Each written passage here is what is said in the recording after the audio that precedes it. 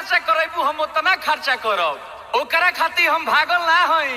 आ जदी हमरा के छोड़ के गइलू तो बुझ लीह हम संतोष पागल नहीं।